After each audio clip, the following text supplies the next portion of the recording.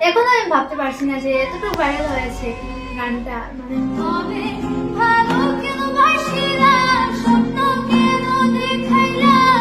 तुम जैसे टैलेंट बच्चे होते हैं ना, सोडे में इस बबल्स की तरह होते हैं।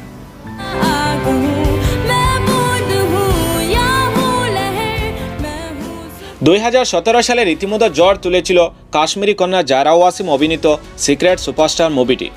এবার স্বল্প পরিসরে খালি গলায় সোশ্যাল মিডিয়া গান গেয়ে জ্বর তুলল করিমগঞ্জ বনমালী রোডের রূপালী দাস। ঠিক যেন সিক্রেট সুপারস্টারের লেটেস্ট ভার্সন হয়ে দাঁড়িয়েছে রূপালী দাস।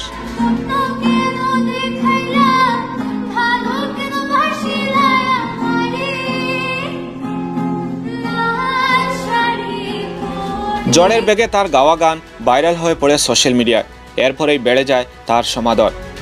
এবার করিমগঞ্জের ছাত্র সংগঠন AISF জাখালো সংবর্ধনা দিল রূপালীকে।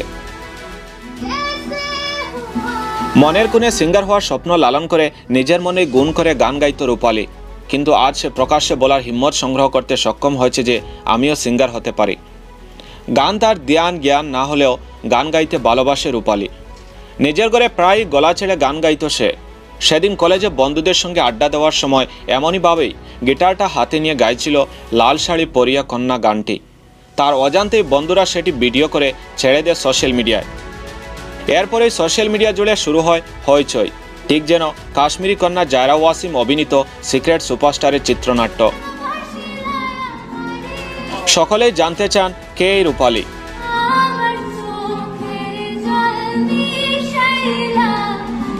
জ্বরের বেগে ভাইরাল হতে থাকে রূপালীর গান, আর এটাই চাইছিল রূপালী। সে চাইছিল তাকে যেন কেউ হাত ধরে নিয়ে যায় গানের জগতে, সেখানে সে যেন সঙ্গীতের রাজকুমারী হয়ে ক্যারিয়ার গঠন করতে পারে। আর সেদিন কলেজে সেটাই ঘটল কাকতালীয়ভাবে।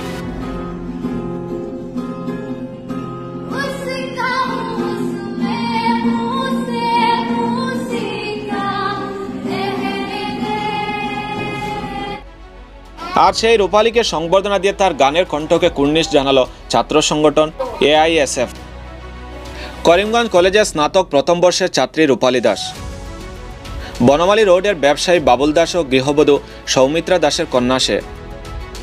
যে ভিডিওটি ছড়িয়ে পড়েছে সোশ্যাল মিডিয়ায়, সেখানে দেখা গিয়েছে লাল শাড়ি পরিয়া কন্যা গানটি অবিকল গায়ক সোহাগের মতোই গাইছে সে। রূপালীর এই প্রতিভার প্রশংসা করছেন নেটিজেনরা।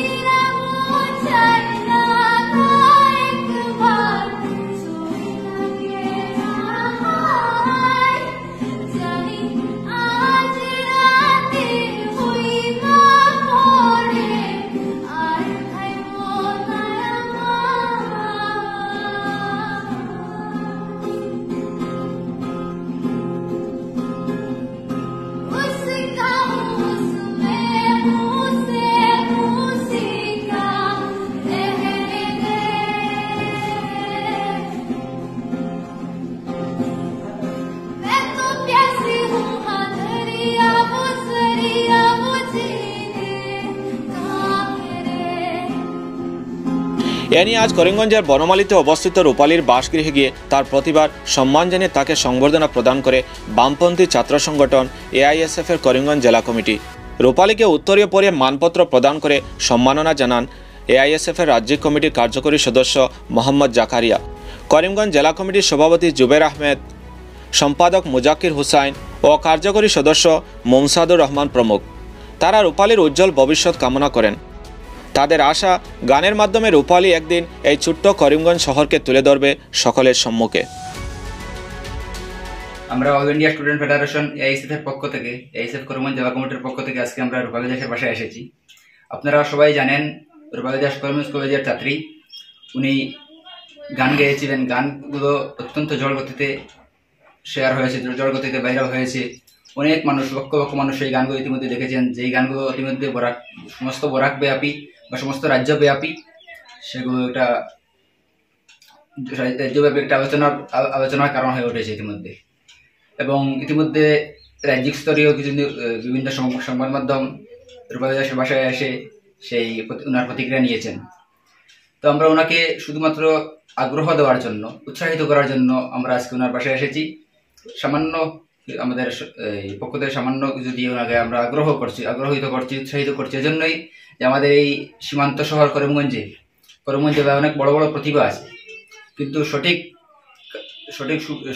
সুবিধার না থাকার কারণে সেই প্রতিভাগুলো প্রকাশ পায় না। কিন্তু উনি যে ওনার নিজের থেকে যে এগুলো গান গেয়ে ওনার যে প্রতিভাগুলো প্রকাশ করেছেন, সেজন্য আমরা আনন্দিত যে আমাদের এই শহরের নাম উজ্জ্বল হয়েছে। এবং আমরা আশা করি উনি ভবিষ্যতে আরো এগিয়ে যাবেন, ওনার প্রতি সেই শুভকামনা থাকবো।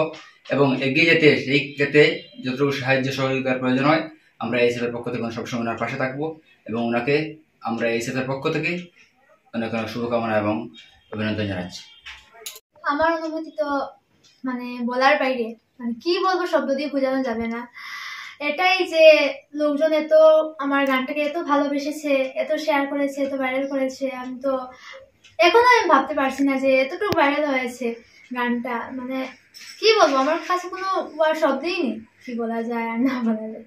সেগুলো কি আপনি যে গান গেয়েছিলেন সেটা কোনো আগে থেকে পরিকল্পিত ছিল না? হঠাৎ না হঠাৎ, মানে এটা মানে আমাদের কলেজে আমরা আর কি আড্ডা ছিল, আগে একটা আড্ডা জমছিল, সেইখানে গেতে গেতে এই গানটা আমার একটা বন্ধু ভিডিও করেছে, ভিডিও করে ও স্ট্যাটাস দিয়েছে। প্রথমে স্ট্যাটাসে ভাইরাল হয়েছে, তারপরে কেউ একজন ফেসবুকেতে আপলোড করেছে, সেখান থেকে আরো ভাইরাল হয়েছে।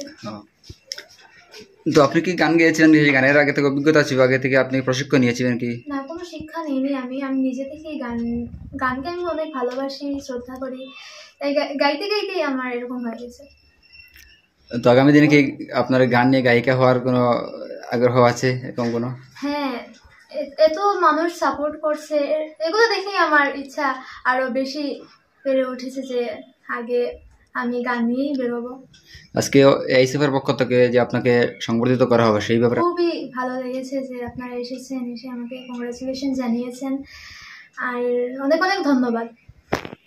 हंसता रहता हूँ तुमसे मिलकर आजकल, बदले बदले